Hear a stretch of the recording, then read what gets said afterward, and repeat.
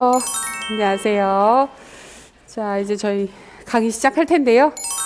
이제 3, 4월 강의, 심화 이론 강의 오늘 개강 첫날입니다. 첫날이라서 이제 또 이전에 이어서 공부해 오셨던 선생님들은 별반 다르지 않은 또 하나의 월요일이지만 또 이제 강의를 새롭게 들으시는 경우에는 이제 올해 공부의 보통 시작 지점이 되는 부분이죠. 그래서 보통 1월 달에 공부를 시작하시거나 아니면 잠깐 쉬셨다가 또는 개인 공부하시다가 3월 달부터 공부 시작하시는 경우들이 많이 있는데, 특히 이제 이전에 시험 경험이 좀 있으시거나 아니면 이전에 공부 자체를 조금 시험 대비해서 열심히 하셨던 쌤들 같은 경우에는 3월 달부터 그 해에 공부를 새롭게 시작하시는 경우들도 있습니다. 그래서 조금은 여러 가지로 새로운 마음으로 올해 공부를 시작하는 시점이고, 보통 이전에도 우리가 보통 3월 달에 항상 뭔가를 시작하죠. 학교 관련된 경험에서는 개강이기도 하고 개학이기도 하고 그런 시점이라 한 번 더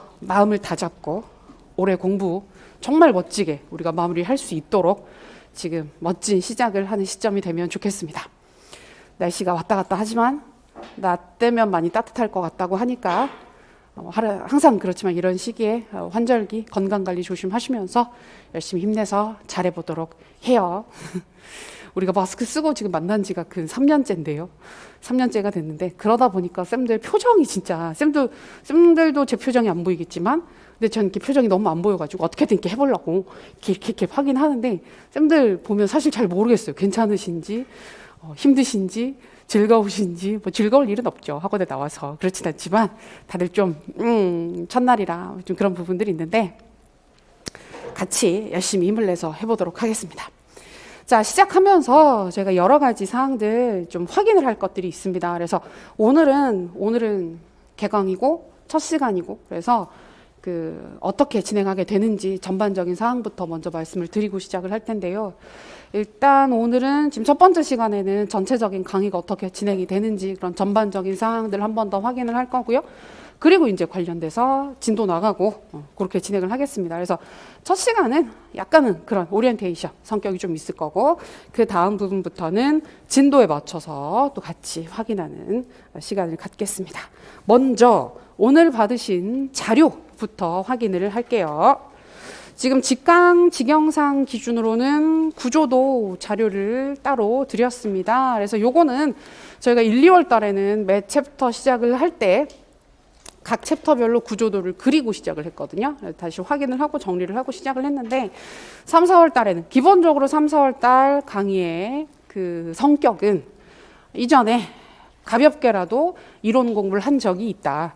근데 그 기준 자체를 선생님들마다 되게 다르게 생각하시기 때문에 3, 4월 강의를 듣기 위해서는 기본적인 사항, 이론을 마스터해야 된다라고 생각하시는 경우들이 있는데, 그럼 시험을 보죠. 그죠? 그 정도 마스터가 되면. 근데 그런 시점은 잘 오지 않는다. 그래서 이제 전반적인 사항들은 가볍게라도 어떻게라도 한 번씩 들어보신 적이 있으면 3, 4월 강의 듣는 건 크게 어렵진 않으실 거예요. 근데 완전히 처음은 아니다라는 전제 하에서 시작을 할 겁니다. 그래서 이 부분은 따로 저희가 강의 중에 보지는 않을 거고, 1, 2월 달에 나갔던 자료라 크게 다르지 않은 자료이기 때문에 기존에 있었던 쌤들은 그거 보셔도 무리는 없고, 개인적으로 그 챕터 시작하고 끝날 때마다 확인하고 구조와 정리하는 자료로 활용하시면 되겠습니다. 그리고 지금 강의에 이거는 직강, 직영상 라이브, 그리고 인강하고 라이브 쪽에는 요거를 그대로 드리기가 어려워서 파일을 올려놨거든요. 그래서 필요하신 대로 출력하셔서 활용하시면 됩니다.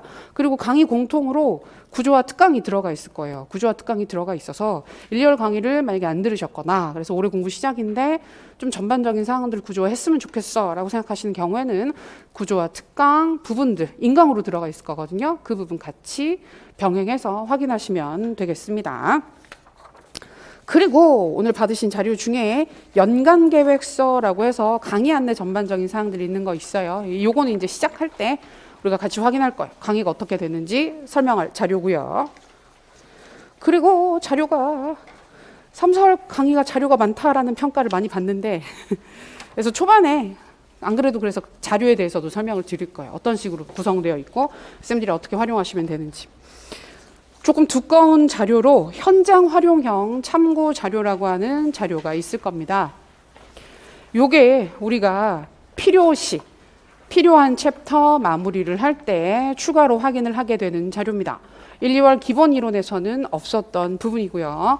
3, 4월 부분들이기 때문에 저희가 이제 아무래도 최근에 선생님들 많이 나오는 이야기들이 그 시험 스타일 자체가 논술 시험 같은 경우에도 조금은 학교 현장과 관련되는 사항들, 조금 시의적인 부분들 알고 있으면 좋지 않겠나, 도움이 되죠. 그래서 그런 부분들 의미 있는 사항들은 좀 정리를 해서 드리고 있으니까 요거는 챕터 마무리하는 시점에 같이 볼 거예요. 같이 보고 요 자료가 어떤 자료인지에 대해서는 한 번 더 자세히 말씀드리도록 하겠습니다. 그래서 요 현장 연계, 현장과 우리가 공부했었던 이론들이 학교 현장과 그리고 교사와 관련되어서는 어떻게 적용되고 활용될 수 있는지 확인하는 자료들이 있습니다. 그리고 짧은 글쓰기 자료로 3, 4월 오픈형 답안 서술 1주차 자료가 있을 거예요. 요건 저희가 1, 2월 달에도 부분적으로 했던 부분입니다. 짧은 글쓰기라고 해서 주요 챕터, 맨날 강조하는 과정, 교수이론, 뭐 심리평가, 행정 요 영역들에 대해서 정확한 사실을 인출하는 짧은 글쓰기 연습을 1, 2월 달에 했습니다. 이제 3, 4월 달이 됐기 때문에 그대로 인출하는 문제가 아니라 최근 시험 경향에도 그렇듯이 활용을 해서 의의가 뭐야? 그럼 교사는 뭘 했으면 좋겠어?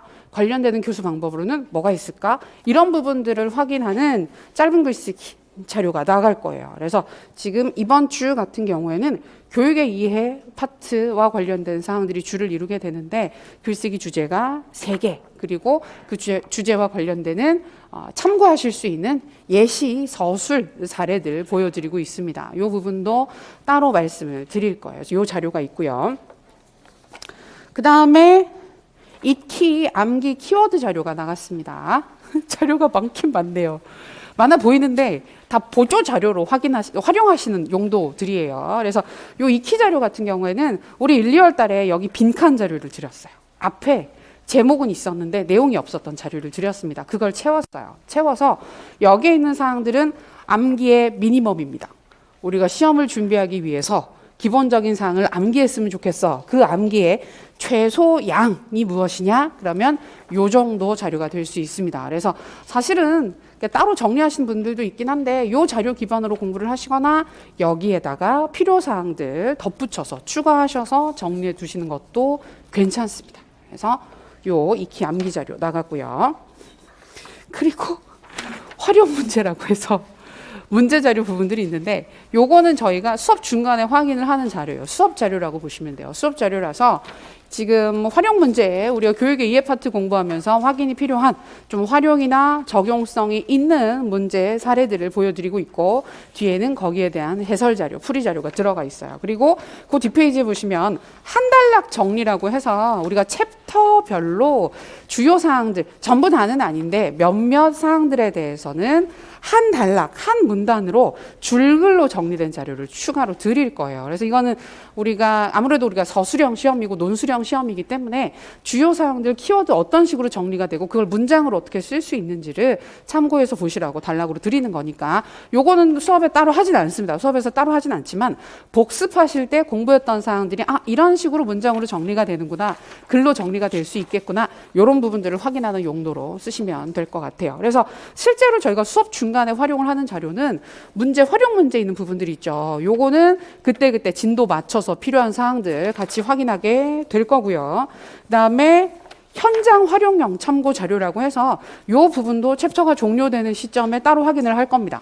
그냥 드리고 읽으세요 하진 않을 거고 관련되는 사항들 가볍게라도 짚고 넘어갈 거예요. 필요하니까. 근데 요 익히 암기 자료는 따로 다루지 않습니다. 따로 다루지 않고 이건 정말 개인적인 용도로 필요에 따라서 이제는 3, 4월 달부터는 좀 더 1, 2월 달과 1, 2월 달에는 왜 제가 키워드 암기 너무 신경 쓰지 마시라 말씀 많이 드렸었는데 그거보다는 이제 지금 3, 4월 달 되게 되면 좀 기본적인 사항들에 대한 암기, 그다음에 좀 더 디테일한 암기를 좀 찍어서 들어갈 필요가 있기 때문에 그런 부분들 개인적으로 진행하시면 될 것 같아요. 그리고 짧은 글쓰기는 약간 숙제 같은 거예요. 숙제 같은 거고 스터디 활동하실 때도 병행해서 진행하시면 괜찮은 자료라서 개인 공부 자료다. 이 두 가지는 개인적으로 익히랑 짧은 글쓰기 자료는 개인 공부 자료다 생각하시면 되겠습니다. 일단 오늘 자료 설명은 드렸어요. 자료 설명은 드렸고 너무 많다고 느끼실까봐 자료 설명은 일단은 먼저 드렸고 이제 오늘 수업 3, 4월 강의 전반적인 진행 사항들 같이 확인하면서 또 전체적인 사항들 확인하도록 하겠습니다. 자, 좋습니다. 자, 오늘 지금 받으신 자료 연간 계획서 있는 부분 이 자료 같이 보시면서 따라가시면 됩니다. 지금부터는 3, 4월 강의 어떻게 진행하는지 말씀드릴게요. 3, 4월 강의는 심화 이론 강의입니다. 심화 이론 강의라서 1, 2월 강의가 교육학 공부를 처음 시작하시는 분들, 임용 공부를 처음 시작하시는 분들, 교육학에 어떤 내용들이 있고 어떤 구조로 되어 있는지 소개하는 강의가 1, 2월 강의였다. 전체 내용을 다 확인하기는 했습니다. 그러나 부분적으로 이제 중요한 부분들에 대해서 아주 세부적인 설명이나 사례 확인이나 이런 부분들은 충분히 안 된 부분들이 있을 수 있습니다. 그래서 3, 4월 강의 같은 경우에는 심화 이론 강의로 전체 이론 내용들을 다 확인하기는 하는데 약간 힘 조절을 해요. 힘 조절을 해서 좀 기본적인 사항들, 그다음에 보시면 아실 수 있는 사항들은 설명을 좀 빠르게 가볍게 하고 넘어가게 되고 아무래도 우리가 보통 중요하다라고 얘기를 하는 게 시험에 출제 가능성이 있는 사항들이잖아요. 그래서 그런 부분들 같은 경우에는 좀 더 세부적으로 자세히 확인을 하는 그런 시간을 가지게 될 겁니다. 그래서 1, 2월, 3, 4월 강의의 가장 큰 차이는 힘 조절의 차이라고 보시면 돼요. 1, 2월은 전반적으로 쭉, 그러나 물론 중요한 사항들 강조해 드리긴 했지만 3, 4월에서는 좀 더 중요 영역 중심으로, 중요 사항 중심으로 꼼꼼하게 보는 강의다라고 생각하시면 됩니다. 그리고 지금부터는 아까도 뭐 많이 나왔지만 시험 경향이나 방향 자체가 현장과의 연계, 활용, 적용 이런 부분들, 그러니까 그건 또 잘못 생각하면 안 되는 게 작년 시험을 보시고 나셔서 완전히 열린 문제다, 완전히 오픈형 문제다라고 생각하시는 경우들이 가끔 있긴 한데 그러진 않거든요. 보시면 조금 열려있는 부분들은 그렇게 많지는 않아요. 없는 건 아닌데 행정 파트에서 일부 항목들 이런 부분들은 좀 그런 게 있긴 한데 교육 과정이나 교수 이론이나 평가나 이런 부분들에서 출제되는 항목들을 보면 이론에 기반을 합니다. 이론에 기반을 하고 그 이론과 관련된 내용들을 특정한 학교 상황이나 특정 문제 조건에 맞춰서 활용을 하는 성격이 되게 강하단 말이에요. 그러면 그런 부분들과 정말 연결을 할 수 있는 앵커가 될 수 있는 실제적인 상황과 그다음에 연계를 할 수 있는 그 연결 지점 이런 부분들은 뭐가 있을까 확인하는 게 좀 필요한 것 같아서 3, 4월 강의부터 이거 이전에 없었던 부분들이긴 한데 예전에는 작년에는 제가 3, 4월 강의할 때 챕터 끝날 때 그냥 정리를 해드렸어요. 이 영역의 내용들은 이런 사항들 이런 학교 현장의 문제들과 연관될 수 있습니다 라고 말씀을 주로 드리고 정리를 그냥 판서를 통해서 정리를 많이 했었는데 지금은 좀 더 그런 부분들이 눈에 드러나게 쌤들이 확인하시기 편하면 좋을 것 같아서 자료를 따로 만든 거거든요. 그래서 활용 연계 가능한 부분들을 추가적으로 확인하는 부분이 들어간다. 그리고 짧은 글쓰기 같은 경우에도 활용 적용. 그러니까 약간은 느낌 자체가 우리가 이론을 열심히 공부를 했으면 두 번째 3, 4월 강의가 되면 이론을 공부하면서 그 이론과 현장을 이제 연결 짓기 시작하는 시점이다 라고 생각하시면 되겠습니다. 그래서 이론 공부하실 때도 1, 2월 달에도 그 말씀 많이 드렸는데 이제 마인드셋 자체를 우리는 학생 입장이 아니라 교사 입장으로 학교 현장을 항상 봐야 된다 말씀드렸는데 그래서 지금 3, 4월 달에 되면 좀 더 내가 학생이 아니라 교사 입장에서 이론도 보고 이론을 공부하실 때도 내가 학생을 가르치는 진짜 교사 입장에서 이 이론을 공부하면 어떤 방식으로 볼 수 있을까 어떤 부분들을 더 신경 써서 봐야 할까 이런 데다가 신경 쓰시면서 보실 수 있는 강의가 될 겁니다. 그래서 그런 식으로 들어갈 거예요. 그래서 뭐 이제 그런 부분들 그리고 모의고사 같은 경우에는 똑같이 2번입니다. 똑같이 2번이라서 모의고사 보는 시점이 약간 바뀌긴 했어요. 저희가 작년까지는 첫 주 화요일 날 바로 봤거든요. 내일 봤다는 얘기예요. 내일. 근데 지금 1, 2월 달 진행을 해보니까 첫 주차보다는 2주차에 보는 게 조금 더 안정적인 진행이 될 수 있을 것 같아서 다음 주 화요일 날 첫 번째 모의고사를 보게 됩니다. 그래서 3월 달에 한 번, 4월 달에 한 번 모의고사는 각각 한 번씩 진행이 될 거예요. 그래서 구조화 자료, 그다음에 뭐 늘 해왔던 거지만 저희는 강의마다 형성평가가 있죠. 그래서 오늘 진도 나가면 내일 바로 형성평가 확인하시게 됩니다. 그리고 1, 2월 달 강의랑 비교를 해서 보자면 형성평가가 좀 더 깊을 거예요. 좀 더 깊고 좀 더 세부적인 부분들에 대한 확인을 하게 될 겁니다. 그래서 그러니까 약간 그런 느낌, 그러니까 1, 2월 달, 3, 4월 달 공부가 어떻게 달라져야 되느냐에 대해서 고민을 많이 하시는데 따라가시다 보면 조금씩 깊어질 거예요. 좀 더 깊어지고 좀 더 세부적인 부분들을 보시게 되고 조금 더 빠르게 진행을 하실 수 있는 부분들이 있을 거예요. 네, 그 정도입니다. 그래서 모의고사 2번 보고 첨삭 2번인데 한 번은 개별 첨삭, 한 번은 현장 첨삭 늘 했던 것처럼 비슷한 형식으로 진행을 할 거고 어떻게 하는지 한 번 더 말씀드릴게요. 그다음에 직강 같은 경우에는 직강 직영상 강의 같은 경우에는 스터디 짜드려요. 그래서 오늘 자료에도 스터디 자료 신청서 하나 있었죠. 그래서 그거는 필수는 아닙니다. 우리 직강 직영상 쌤들만 해당하는 사항들 나오시는 분들에 대해서만 제가 짜드릴 수가 있기 때문에 그거는 받아서 짜드리긴 할 텐데 원하시는 경우 나 스터디 하고 싶어요 하시는 경우에는 제가 스터디를 짜서 드릴 거예요. 그리고 개인 상담 같은 경우에도 일정 정해지면 이것도 직강, 직영상 관련해서 상담은 아마 라이브까지도 가능했던 것 같은데 1월 달엔 그렇게 진행했던 것 같은데 그 신청 일자 체크하셔서 신청하시면 됩니다. 그것도 그때 되면 제가 안내해 드릴 거예요. 그 시점이 되면 다시 말씀드리겠습니다. 전반적인 사항은 이렇게 진행이 돼요. 좀 더 세부적인 이론 확인, 현장과의 연계, 연습을 서서히 시작한다. 그리고 수업 중간중간에도 필요할 때는 활용, 적용 가능한 문제들을 풀게 될 것이다. 조금씩 풀기. 그러니까 약간 넘어가는 이론에서 문제풀이로 약간 넘어가면서 이론을 심화해서 확인하는. 기본적으로는 그래도 심화 이론 강의다. 이해하시면 되겠습니다. 그리고 모의고사는 아까도 잠깐 말씀드렸던 것처럼 다음 주 화요일 날 첫 번째 모의고사를 보고요. 그다음에 4월 19일 날 보게 됩니다. 그래서 총 2번에 걸쳐서 모의고사가 진행이 됩니다. 받으신 자료 5페이지에 보면 똑같은 일정 체크되어 있습니다. 그래서 개별 첨삭, 현장 첨삭 이야기가 있는데 말씀드려도 늘 헷갈리는 부분이기 때문에 할 때마다 한 번씩 짚고 넘어가면 첫 번째 보는 모의고사, 그러니까 개별 첨삭, 제출하는 거예요.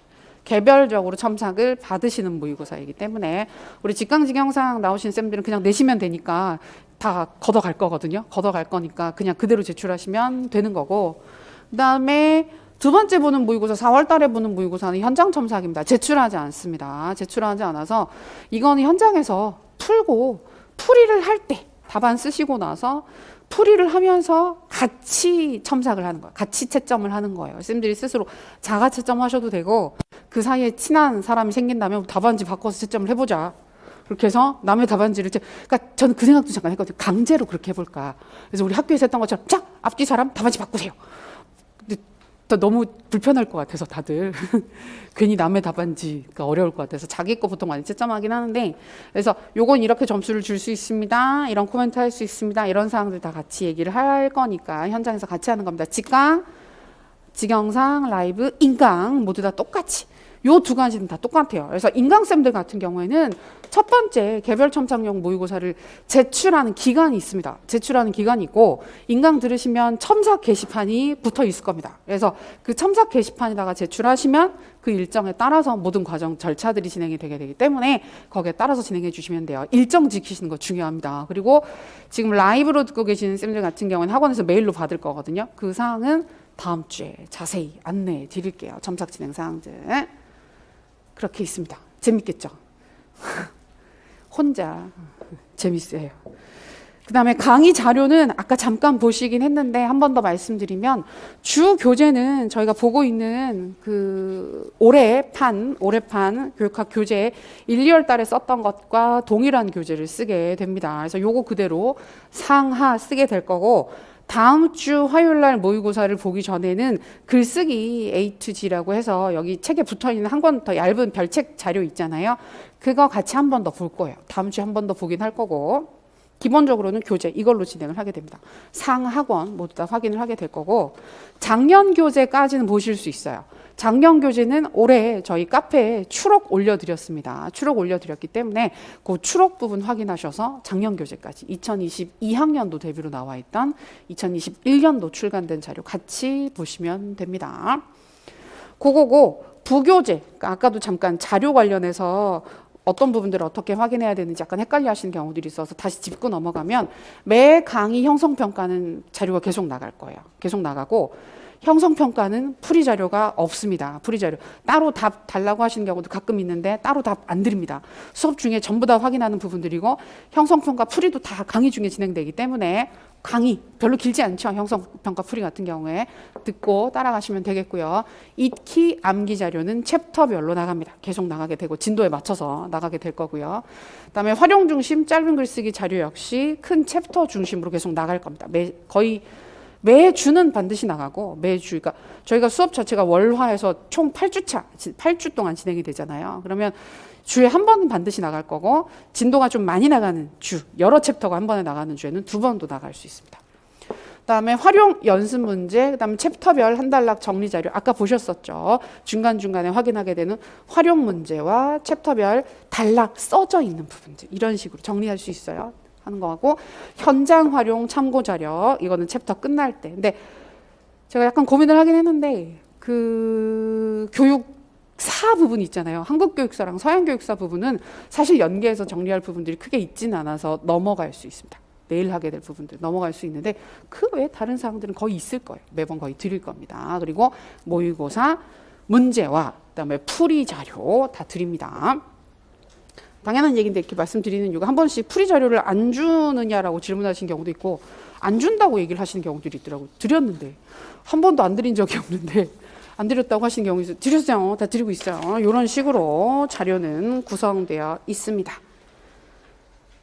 자, 그리고 활용 관련해서 우리 짧은 글쓰기, 활용형 짧은 글쓰기 있었죠. 이번 주에도 미리 드렸는데요. 여기 보면 오픈형 답안 서술 연습 1주차 해서 답안 드린 부분이 있었는데, 자료 드린 부분이 있었는데 그거 어떻게 쓰는지 잠깐 말씀드리고 시작하겠습니다. 요 문제예요. 요 3, 4월 오픈형 답안 서술 연습 1주차에서 나가 있는 부분들. 요거는 개인적으로 하시는 거예요. 개인적으로 하시는 거고 필요시 제가 수업 중간에 필요한 부분들에 대해서 확인을 한 번 더 확인할 겁니다. 확인을 하긴 하는데 기본적으로는 쌤들이 혼자 하시는 거예요. 혼자 하시거나 스터디에서 따로 진행하시는 겁니다. 자, 여기 보면 지금 첫 번째 문제 사례를 보시면, 주제 사례를 보시면 피터스의 교육 개념을 설명하고 현대 학교 교육에 대한 교육적 시사점을 논의하세요라고 하는 게 첫 번째 주제입니다. 그러면 공부를 하고 쓰셔야겠죠. 당연하지만. 그래서 진도를 다 나가고 나서 피터스 관련된 내용들을 저희 수업에서 다 다루고 그다음에 개인적으로 복습을 다 하신 후에 쓰시는 거예요. 복습을 다 하신 후에. 그래서 보시면 일주일에 한두 개씩 꾸준히 쓰자. 한두 개입니다. 저는 한두 개라고 생각합니다. 드린 모든 주제를 다 써야 하는 건 아닙니다. 가끔 다 쓰신다는 분들도 있는데 그래도 돼요. 그래도 되긴 하는데 근데 다 쓰시는 분들은 어떤 그 경향이 있느냐 하면 중간에 한두 개라도 못 쓰게 되면 그게 되게 마음의 짐으로 생각하세요. 마음의 짐으로 생각하셔서 앞에 빠진 게 있는데 나 그거 다 쓰고 다음으로 넘어갈래라고 생각하시는 경우들이 있거든요. 그럴 필요 없습니다. 모든 시험 공부는 진도를 빼는 게 중요합니다. 진도를 빼는 게 중요하고 뒤에 머물러서 다 하고 넘어갈 거야.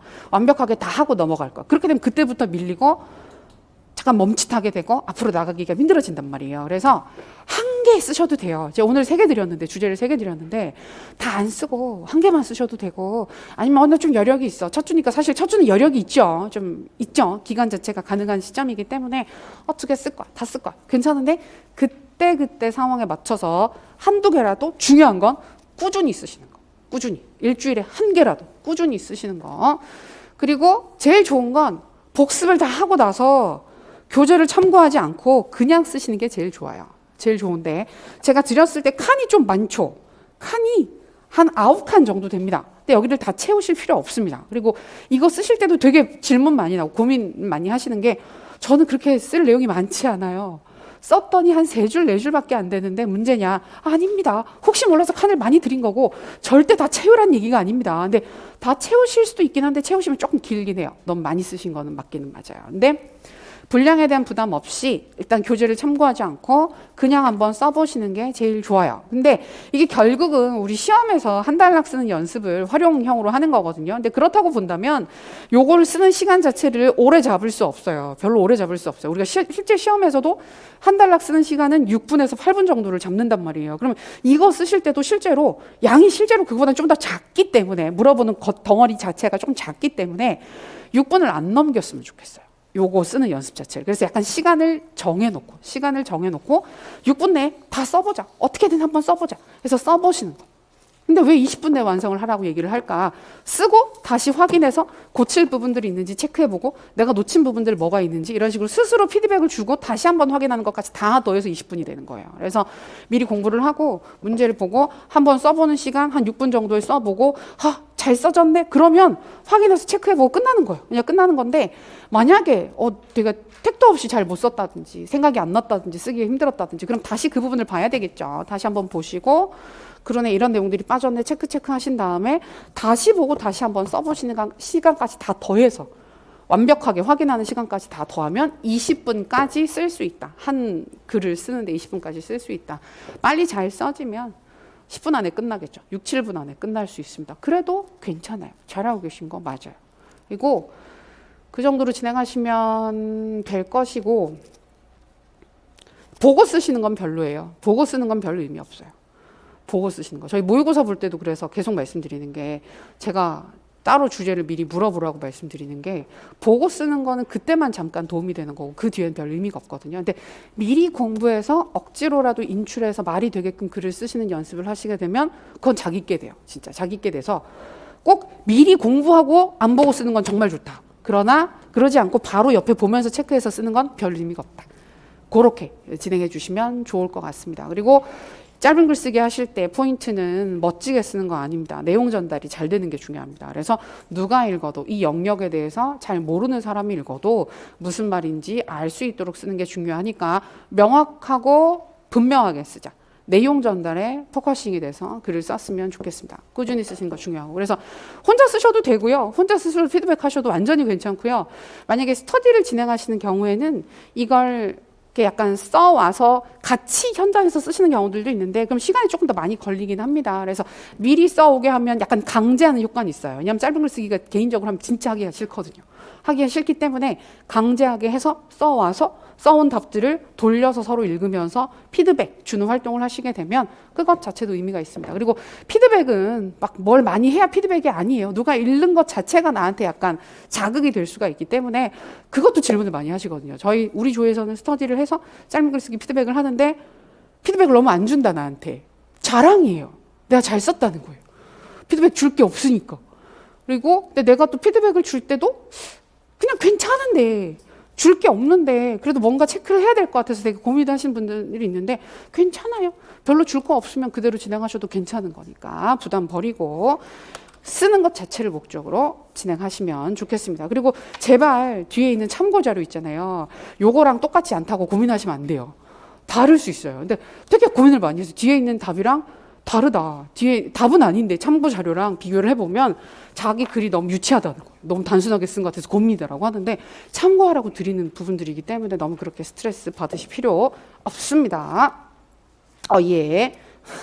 이렇게 해서 전체적인 강의 구성과 진행에 대해서 안내를 드렸습니다. 그래서 뭐 약간 궁금하신 부분들도 있으실 수 있고 한데 그건 또 하다 보면 하나하나 하면서 확인되는 부분들도 있을 거고 또 따로 궁금하신 부분들이 있으면 말씀 주시면 돼요.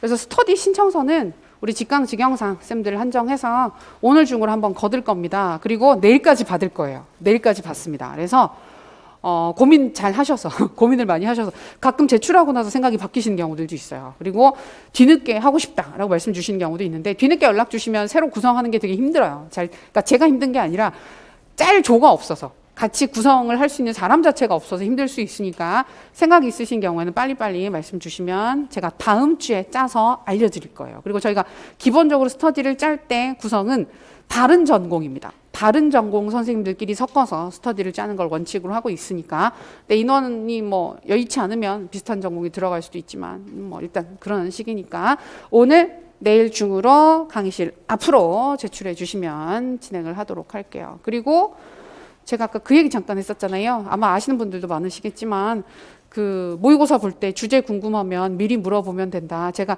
세부적인 주제를 알려드리는 게 아니라 크게 알려드려요. 큰 덩어리로. 그렇다고 교육 과정에서 나옵니다. 교육 심리에서 나옵니다. 이 정도는 아니에요. 그거 누구나 예측할 수 있으니까. 그래서 그건 아니고 조금 하위 항목까지 그러나 아주 구체적인 사항까지는 알려드리지 않으니까 그 부분 미리 공부해 오시면 크게 무리가 없거든요. 그래서 전화번호 알려드립니다.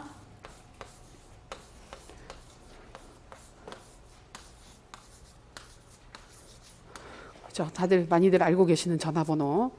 그래서 여기로 보통은 시험 보는 전주 주말 즈음 해서 연락 주시면 제가 연락 드립니다. 문자를 드립니다.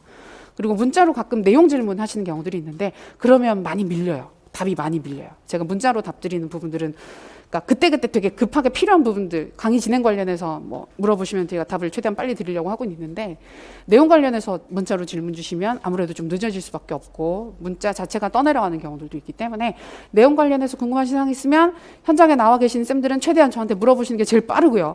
쉬는 시간 끝나고 나서 질문 주시면 돼요. 그때 제일 빨라요. 그리고 그게 아니고 따로 질문을 주신 경우에는 저희 카페 있습니다. 카페 주소는 여기저기 있어요. 여기저기. 5만 대 다 있나? 자료마다 막 여기저기 있어서 교재 표지에도 있네요. 그래서 등등 있어서 거기 질문 게시판에 질문 주시면 답 드리는데 좀 늦습니다. 그래서 항상 죄송하게 생각하는데 조금 늦어서 최대한 빨리 드리려고 하고는 있는데 내용 질문은 다른 분들한테 부탁할 수가 없잖아요. 그래서 제가 하고 있는데 그러다 보니까 조금 걸리는 측면이 있어서 그건 참고해서 진행해 주시면 될 것 같아요. 네. 자, 그렇게 해서 강의 전반적인 사항들 확인을 했습니다. 자, 그러면 저희 이제 강의 진도 들어가도록 하겠습니다.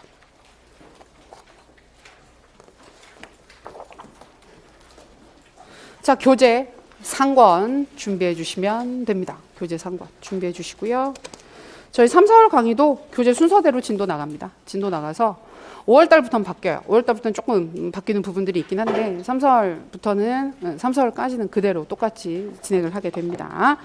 자, 오늘 시작은 교육의 이해 부분부터 들어가겠습니다. 교재 상권 12페이지 시작하도록 할게요. 교육의 이해 파트는 그 자체로 문제가 출제될 내용 부분들에 대해서 출제될 가능성이 아주 높지는 않습니다만 관련해서 이런저런 사항들이 좀 연계가 될 가능성은 있습니다.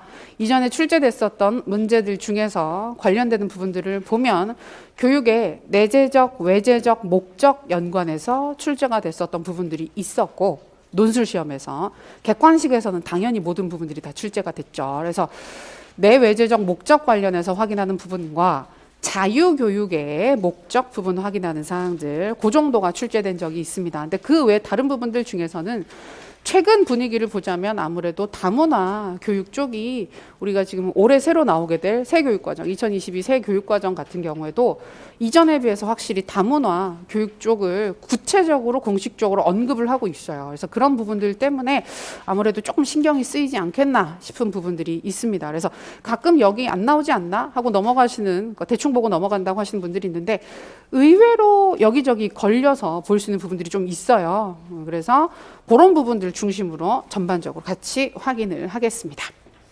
자, 12페이지 보시면 교육의 여러 가지 정의라고 해서 이제 시작하는 부분이다 보니까 교육의 개념적 정의부터 확인을 하게 됩니다.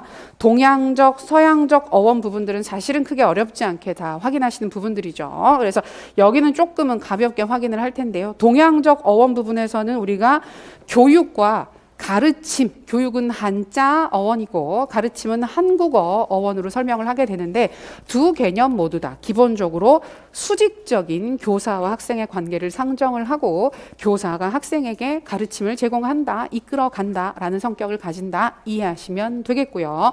서양적 어원, 우리 13페이지에 있는 서양적 어원에는 페다고지, 에듀케이션 등의 개념이 보이고 있습니다. 근데 보통은 에듀케이션에서 에듀카레와 에듀셀레 두 가지를 비교를 하며 에듀셀레 쪽이 이끌어내다라고 하는 관점에서 좀 더 아동 중심적인, 학생 중심적인 성격을 보이더라라고 하는 걸 이전에 다른 교육에 대한 개념과 구분하는 포인트로 설명을 하게 됩니다.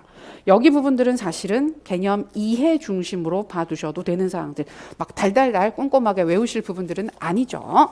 자, 다음 페이지 넘겨보시면 교육의 개념이나 정의들 중에서 사실은 좀 관심을 가질 만한 비유적 정의 부분이 나옵니다. 우리 1, 2월 달 모의고사에서도 비유적 정의해서 성장과 주형 두 가지를 확인했던 적이 있는데 그 두 가지가 사실은 가장 중요하게 언급이 되는 거고 최근에 뭔가를 추가한다 그러면 만남의 비유 쪽을 강조해서 확인을 하실 수 있습니다. 자, 각각의 개념은 명칭과 개념 사실은 중요한 부분들이라서 꼼꼼한 암기 필요한 사항이고요. 나름의 장단점, 연계된 부분들 다 확인이 필요한 부분입니다. 먼저 주형의 비유 보겠습니다. 자, 기본 부분에서 3번 교육을 장인이나 제작자가 쇳물이나 진흙을 일정한 모양의 틀에 부어 어떤 모양을 만들어내는 일로 이해하는 방식이다. 기본 개념 간단하게 쓰실 수 있었으면 좋겠고 그 맥락에서 교육과정의 주체는 교사다. 학생은 변해야 할 존재다. 대상이다. 라고 보게 됩니다. 그리고 지난번에 이거 장단점 또는 단점, 한계점 확인했었을 때도 굉장히 답이 다양하게 퍼져서 나왔었던 부분이긴 한데 그 약간은 정해져 있습니다. 약간은 정해져 있어서 5번에 보시면 교사와 학생의 관계를 왜곡시킬 수 있다. 지나치게 수직적인 관계로 왜곡시킬 위험이 있고요. 잘못된 권위주의에 빠지거나 보통은 교사가 그리고 도덕적 문제 발생의 가능성이 있더라라고 하는 걸 한계로 많이 제시를 합니다. 근데 처음에 공부하실 때는 좀 덜한데 우리가 3, 4월 강의 같은 경우에는 전체 내용을 안다고 가정을 하고 강의를 할 거거든요. 그래서 세세한 부분들을 다 아시는 건 아니더라도 나 저거 들어는 봤어. 언제 한번 본 적은 있어. 그래서 교육 과정이나 철학이나 이런 데서 나오는 부분들도 사실은 연계해서 설명을 하게 돼요. 이제 앞으로 이제 3, 4월 강의에서 설명을 할 때는 1, 2월 달에는 그걸 못 하거든요. 모르신다고 가정을 하고 진행을 하는 거기 때문에 못 하는데 우리가 나중에 공부하게 되는 철학에서 여기 본질주의나 항존주의, 그 다음에 교육과정 사조에서 교과 중심 교육과정 이런 부분들을 보게 되면 주형의 비유랑 사실 좀 관련이 되죠. 관련이 되기 때문에 장단점이나 한계점을 쓰라 그러면 그쪽 개념을 차용해서 쓰시는 경우들이 있어요. 그럼 일부는 괜찮지만 일부는 조금 무리한 설명을 하시는 경우들이 있거든요. 그래서 되게 기본적인 사항이기는 하나 이런 부분들을 좀 찍어서 기억을 해두시면 좋겠습니다. 특히 한계점 쪽은 억지로 물어보면 이쪽 영역까지 올 수도 있기 때문에 한 번만 더 확인해 두시면 좋겠습니다. 그리고 관련되는 학자들 로크 인간 백지설 뭐였었죠? 인간은 태어날 때 백지 상태로 태어난다. 무엇을 그리든 그건 교사, 교육의 역할이다. 굉장히 교사 중심적인 교육에 맞는 그런 개념을 볼 수가 있겠죠. 그래서 행동주의적 교육관 왓슨 같은 경우에도 교육 만능설이라고 이야기를 하게 되는데 어떤 인간이든 내가 원하는 인간으로 만들 수 있다라는 믿음이 드러나 있는 부분이라 관련해서 볼 수 있겠습니다. 아주 기본적이고 어렵지 않고 당연한 내용들이긴 하지만 초반부 내용 한 번씩 꼭 짚고 넘어가셨으면 좋겠어요. 이어지는 성장의 비유 중요합니다. 자, 식물이 스스로 잘 성장해 나가듯 교육도 아동이 가진 잠재 가능성을 자연스럽게 실현해 나가는 과정이다. 잠재 가능성 중요 키워드입니다.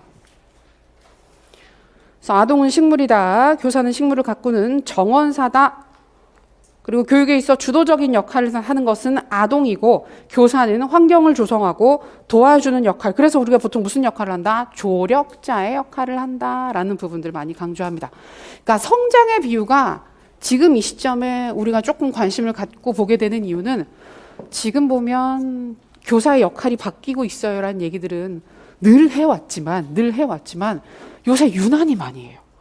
그건 이제 코로나 이후 학교 환경이나 교육 환경이나 학습 환경이 변화된 부분들도 분명히 있고 그다음에 4차 산업혁명 이후 학교의 모습 AI가 교사를 대체할 거야 이런 얘기들은 지긋지긋하게 해왔던 얘기들이긴 하지만 그 상황이 나오게 되면서 교사의 역할을 조력자로 많이 언급을 하고 있거든요.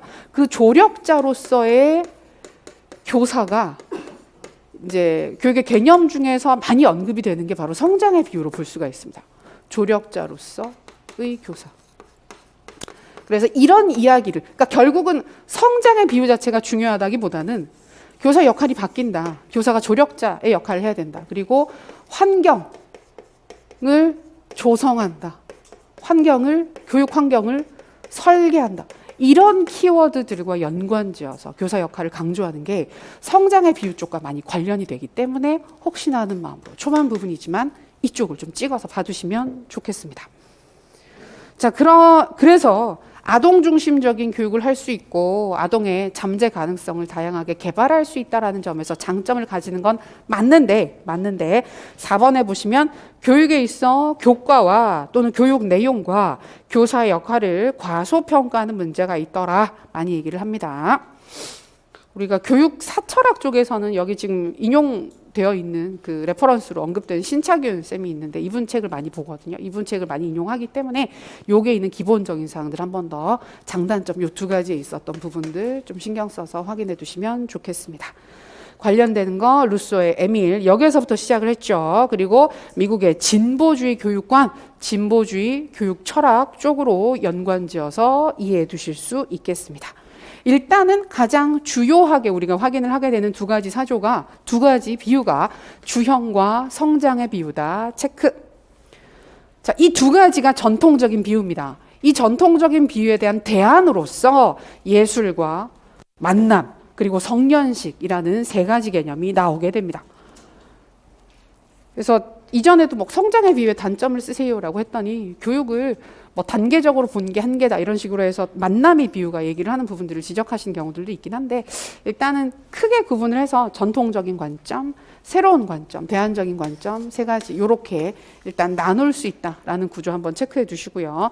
대안적 비유는 앞에 두 가지보다는 상대적으로 덜 중요합니다. 그래서 명칭 개념 중심으로 봐두시고 그중에 좀 더 중요한 거는 그래도 만남, 최근에 우리 학교 현장에서 추구하는 교사와 학생의 이상적인 관계 쪽에 관련되기 때문에 자, 예술의 비유. 자, 니은 예술가와 재료 사이의 관계처럼 교사와 학생의 관계도 일방적이 아니라 상호작용하는 관계라는 것을 보여준다. 상호작용, 그러나 주형이 변형된 형태다. 자, 성년식의 비유. 미성년자가 성년식을 거쳐 어른이 되고 부족사회의 일원이 되는 것처럼 이걸 다른 말로 하면 뭘까요? 사회화가 되는 겁니다. 사회화. 성년식의 비유는 사실 학교나 교육이 가지고 있는 사회화의 기능을 특히 강조하는 개념입니다. 그래서 문명화된 삶의 형식, 인류의 문화유산에 입문시킨다. 성년식이라는 키워드와 입문, 사회화라는 개념은 보통 많이 붙어서 다니는 사항이라 같이 확인해 두시면 좋겠고요. 그러나 이 역시 교사와 학생의 관계를 상대적으로 수직적으로 보는 경향이 강하기 때문에 주형의 비유가 변형된 형태다 이해해 두시면 되겠습니다. 자, 만남의 비유는 중요합니다. 만남의 비유. 자, 보시면 주형, 성장, 성년식, 예술의 비유가 가진 문제점이라고 해서 요 이전까지 나왔던 모든 비유적 정의를 비판해요. 이 이전에 있었던 네 가지를 모두 다 비판하면서 그 나머지 것들에 대한 대안적 교육 개념으로서 만남을 제시를 하게 되는데요. 무엇이 포인트다? 교육의 과정을 점진적이고 지속적인 과정으로 이해를 한 것을 비판하는 것입니다. 그래서 단속적이고 비약적으로 이루어지는 교육의 측면을 간과했다. 자, 이전의 교육들은 교육이라고 하는 것이 이런 식으로 쭉 점진적으로 이어지는 과정으로 이해를 했는데 만남의 비유는 아니다. 이렇게 교육이 진행되는 게 아니라 가만히 있다가 갑자기 도약을 한다. 비약을 한다는 거예요. 이 시점에 나타나게 되는 게 만남이다. 의미 있는 만남을 통해서 교육은 비연속적으로 비약적으로 나타나는 것이다 라는 걸 이제 지적을 한 거예요. 그것 때문에 그 교육을 뭐 연속적으로 봤어, 이어지는 과정으로 봤어 라고 비판을 하게 되면 사실 이거는 특정 교육에 대한 관점에 대한 비판이 아니라 그 이전 모든 것들에 대한 비판이라고 이해를 하실 수 있겠습니다. 자, 그래서 결국은 만남을 통해서 니은 갑자기 또는 비약적으로 변하는 측면이 있을 수 있다. 특히 인격적 만남을 통한 큰 변화가 교육의 본질적인 모습이다. 교육은 만남이다. 라는 걸 강조를 했습니다. 그러나 비판점을 보시게 되면 그래, 물론 그런 부분들이 있어. 우리가 어떤 되게 훌륭한 사람을 만나서 그 이전의 나와 지금의 나가 완전히 달라지는 경험을 할 수도 있지. 그러나 모든 교육이 그렇게 이루어지는 건 아니고 우리가 그런 우연적인 만남을 항상 기대할 수는 없기 때문에 교육이 너무 요행으로 우연에 기대서 흘러가게 되는 한계가 있어 라고 비판을 하게 됩니다. 그래서 이 부분은 개념 체크해 두시고 이전에 있었던 다른 모든 교육들에 대한 비판을 하고 있다라는 포인트 중심으로 보시면 되겠습니다. 그리고 우리 공부를 해서 알고 있지만 만남의 비유라는 부분과 가장 관련되는 교육 철학 사조는 뭘까요? 실존주의 교육 철학사죠. 거기에서는 애초에 교사의 역할이 뭐냐? 학생과의 인격적 만남을 예비하는 존재다. 이런 식으로 해서 만남 자체를 굉장히 강조를 하게 되죠. 그리고 여기에서 만남을 강조했던 학자 볼로브와 부버라는 학자가 있었습니다. 이 두 학자 모두 다 되게 중요하게 의미 있게 만남이라는 개념을 함께 언급하게 됩니다. 같이 연계해서 이해하고 기억해 두시면 좋겠습니다. 자, 비유적 의미 중에서는 주형, 성장, 만남 중요합니다. 각각 개념, 그다음에 한계점 부분 중심으로 꼼꼼하게 암기가 필요합니다. 강조했었던 키워드 중심으로 확인해 두세요. 오랜만에 앞부분 보니까 좋죠. 막 마음이 편안하고 약간 고향에 돌아온 것 같은 이런 거 내면 되게 잘 쓸 텐데 근데 어려워요. 이런 거 내면 생각보다 추상성이 강해서 답이 많이 열려버립니다. 그래서 쓰면서도 되게 찝찝해요. 불안해요. 줄 수는 있는데 점수를 줄 수는 있는데 자 좋습니다. 다음 페이지 17페이지 교육에 여러 가지 정의 있습니다. 정의 방식. 우리 1, 2월 달에는 각각의 사항들을 가볍게라도 다 보고 넘어가긴 했는데 별거 없죠. 이 부분은 뭐 기술적, 강령적, 약정적, 조작적 정의 정도가 있는데 이 부분은 혹시나 하는 마음으로 개념 그냥 체크해 두시면 되겠습니다. 기술적 정의는 일상적으로 특정 개념이 어떻게 사용되고 있는 것인지를 보여준다. 일상적 의미를 여기서 기술하다라고 하는 건 있는 그대로 서술하다라는 뜻이잖아요. 그래서 있는 그대로 보여주는 게 기술적 정의입니다. 약간은 상식적인. 우리가 보통 이게 뭐야? 이거야. 이런 데 쓰는 거지. 이런 식으로 그대로 보여주는 개념에 해당한다고 보시면 되겠습니다. 자, 두 번째. 강령적 정의, 규범적 정의라는 말과 같습니다. 규범, 강령 같이 쓰는데 자, 정의 속에 어떻게 해야 하는가, 어떻게 하는 것이 옳은가와 같은 행동, 강령, 프로그램, 규범. 그러니까 강령이나 규범이나 가치 기준과 같은 것이 들어가 있는 거예요. 이거 교육은 이러해야만 해. 이런 가치를 지키지 못하면 그건 교육이 아니야. 이런 식으로 특정 기준들을 제시하게 되면 그 사항들을 보통 강령적 정의라고 얘기를 합니다. 대표 사례가 피터스의 정의죠. 근데 피터스는 어쩔 수 없이 보기는 봐야 돼요. 보기는 봐야 되고, 그러니까 이전에 논술 시험에서도 초반쯤에서 그 내재적 목적 쪽을 연관해서 물어보는 문제가 한번 나왔었거든요. 근데 어찌 되었건 최근에 교육에서 많이 얘기를 하는 측면이기 때문에 피터스의 정의는 규범적 정의와 연관해서 좀 이따가 보도록 하겠습니다. 약정적 정의는 약속하는 거, 이 장면에서 이런 개념으로 씁시다. 그다음에 조작적 정의는 질문 많이 나오는데 객관식 때는 물어보기 좋았던 부분이긴 하나 지금은 뭐 사실 우리한테 그렇게 물어보면 어떡하지? 조작적 정의와 규범적 정의를 설명하고 차이를 설명하라 그러진 않을 거 아니에요. 우리 시험 문제에서 서술형 시험도 아니고 우리는 논술이니까 연계하기가 좀 까다로워서 그냥 약간 개념 체크하는 정도로 봐주시면 되겠습니다. 자, 교육의 개념을 분명히 하기 위해 교육활동의 요소와 그것이 작용하는 실제 과정을 관찰할 수 있는 형태로 정의한다라고 하는데 이 조작이라는 용어 자체가 오퍼레이션이잖아요. 그래서 우리가 다룰 수 있게 만든다는 거예요. 이게 나타나는지 아닌지 내가 이걸 어떻게 해야 되는지 이런 부분들을 실제로 다룰 수 있도록 개념을 정의하는 것을 조작적 정의다라고 이해해 두시면 되겠습니다. 그 정도. 여기는 좀 가볍게. 그리고 이어서 교육의 대표적 정의로 정범모 선생님과 피터스 개념 나오고 있습니다. 정범모 쌤 워낙 유명하시죠. 워낙 유명하시고 우리나라 교육의 개념에 있어서는 거의 유일하게 정의하신 분이기도 하고 제일 많이 얘기를 해요. 그래서 여기 있는 것처럼 2번에 있는 인간 행동의 계획적 변화라고 하는 포인트 한 번 더 봐두시면 되겠습니다. 교육의 대상은 뭐다? 인간의 행동이다. 인간의 행동이다. 다른 대상을 교육이라고 보진 않는다는 겁니다. 그래서 인간 행동에 대해서 관심을 갖고 계획이 있어야 됩니다. 미리 준비를 해야 됩니다. 계획이 있어야 한다는 조건이 있고 그다음에 변화가 나타나야 된다. 그 변화를 우리가 확인할 수 있었으면 좋겠다. 그래서 교육이라고 하는 것은 인간 행동의 계획적 변화다. 보통은 이걸 조작적 정의의 사례로 많이 언급을 해요. 우리가 쉽게 다룰 수 있고 관찰할 수 있는 방식으로 교육의 개념을 정의했기 때문에 그 정도 봐두시고 우리가 조금 관심 있게 볼 것은 피터스 오른쪽 페이지 피터스의 교육 개념입니다. 피터스는 분석 철학자입니다. 우리 철학에서 공부했었던 분석 철학. 우리 철학에서 분석 철학자로 비트겐슈타인이 있었고 뭐 여러 학자들이 있었잖아요. 근데 비트겐슈타인은 분석 철학 자체에서는 가장 유명한 사람이었지만 교육 철학계에서 가장 유명한 분은 피터스입니다. 그래서 이분이 그 교육 철학계에서 되게 크게 한 업적은 교육의 개념을 되게 엄정하게, 엄밀하게 정의를 했다는 거예요. 도대체 교육이란 무엇일까? 우리가 교육이란 말을 되게 흔히 쓰고 있는데 도대체 그 개념 정의를 제대로 하고 있나? 근데 분석 철학자들이 하는 게 그거거든요. 언어의 의미를 명확하게 확인하는 게 분석 철학자들이 하는 거잖아요. 그래서 피터스가 교육의 개념을 아주 여러 기준들에 근거를 해서 꼼꼼하게 정의를 하게 됩니다. 근데 정의를 하긴 하는데 한마디로 정의를 하기가 힘들다라고 얘기를 하면서 이런저런 얘기들을 되게 많이 하세요. 한마디만 하셨으면 좋았을 텐데 여러 말씀을 하셔서 우리가 그 부분 때문에 조금 어렵게 공부를 하고 있죠. 디귿에 보시면 피터스의 교육에 대한 정의, 가치 있는 활동에 대한 입문, 공적 전통에 대한 입문, 문화 유산에 대한 입문, 입문의 종류를 세 가지를 제시를 했는데 이 세 가지는 같은 얘기예요. 의미가 다르지 않습니다. 가치 있는 활동, 공적 전통, 문화 유산, 전부 다 인류의 문화 유산에 대해서 입문을 하는 성년식의 비유와 관련되는 정의의 사례가 됩니다.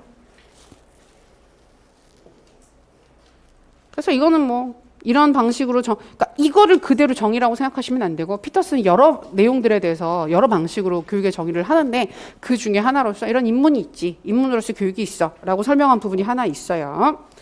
그리고 리을에 보시면 전반적으로 교육의 내재적 가치 실현과 관련된 마음의 획득, 마음의 개발이라는 것으로도 설명을 했습니다. 여러 방식으로 정의를 합니다. 그 중에서 우리가 가장 유명하게 알고 있는 건 다음 페이지. 다음 페이지에 있는 피터스의 교육. 자, 피터스는 교육을 세 가지 측면으로 설명을 합니다. 세 가지 측면으로 설명을 하는데 그중 하나가 교육 개념은 요 세 가지 준거를 갖추어야 합니다. 요게 하나예요. 요게 하나. 그 다음에 교육은 입문으로서의 성격을 가집니다. 앞에 계속 얘기했었죠. 공적 전통에 대한 입문, 문화유산 같은 얘기입니다. 요 입문이라는 개념, 성년식과 유사한, 그리고 교육받은 사람의 모습을 보면 우리가 그걸 또 알 수 있다. 그래서 요 세 가지는 전부 다 피터스가 생각을 했었던 교육이란 무엇인가에 대한 대답이에요. 한마디로 해줬으면 좋았는데 교육은 세 가지 준거라는 측면에서 교육을 바라볼 수도 있고 그 다음에 입문이라는 측면으로도 볼 수가 있고 교육받은 사람의 모습을 봐도 교육이 무엇인지 알 수 있어. 이렇게 세 가지 얘기를 했는데 이 중에서 가장 유명한 게 이건 거예요. 세 가지 준거. 그리고 이 세 가지 준거는 규범적 또는 강령적 정의의 대표적인 사례가 됩니다. 어떻게 교육을 규범적으로 정의를 할까 했을 때 요 세 가지 준거를 충족시키면 그게 바로 교육이 되는 거야. 요게 기준이지. 이게 우리가 추구하는 교육의 강령이야 라고 제시를 하는 게 요 부분이 됩니다. 그래서 이걸 가장 많이 얘기를 해요. 그래서 우리가 요런 측면이 있구나는 가볍게 체크해 두시고 중요한 건 여기 세 가지 준거. 이 세 가지 준거가 무엇일까? 규범적, 인지적, 과정적 준거다. 여기까지 체크하시면 되겠습니다. 자, 규범적 준거 보겠습니다. 피터스가 했던 말들을 그대로 인용한 부분들인데요. 교육은 교육에 헌신하려는 사람에게 가치 있는 것의 전달을 함의한다. 가치 있는 것의 전달, 가치 있는 것의 전달. 쉽게 내재적 가치의 추구라고 이해를 해두시면 돼요. 교육은 모종의 가치를 추구하는 활동이고 그 활동은 다름 아닌 교육의 개념 속에 들어있는, 바깥에 있는 게 아닙니다. 교육의 개념 그 안에 들어있는 바람직성, 규범성, 가치성, 조음이 무엇이고 그것이 어떤 점에서 가치를 가지는가를 밝히는 것이다.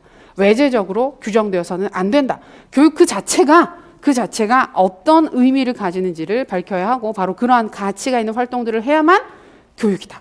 내재적 가치가 있어야 한다. 첫 번째 규범적 준거가 됩니다. 자, 규범적 준거 키워드 내재적 목적, 내재적 가치로 체크해 주시면 돼요. 자, 두 번째 인지적 준거. 교육은 지식과 이해 그리고 모종의 인지적 안목을 포함해야 하고 이런 것들은 무기력한 것이어서는 안 된다. 굉장히 추상적이죠. 굉장히 추상적이라서 이걸 한마디로 뭐라고 해야 될까?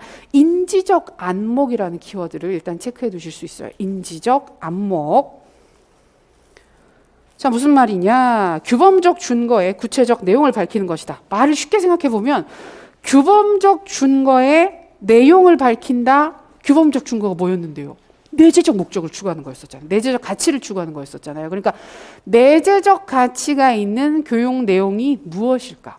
도대체 어떤 내용을 가르치면 내재적 목적과 가치가 있는 것일까에 대한 대답이 인지적 준거가 되는 거예요. 그래서 내재적 가치가 있는 내용들을 선정해서 가르치면 그것이 인지적 안목을 형성하게 하는 내용들일 수 있다.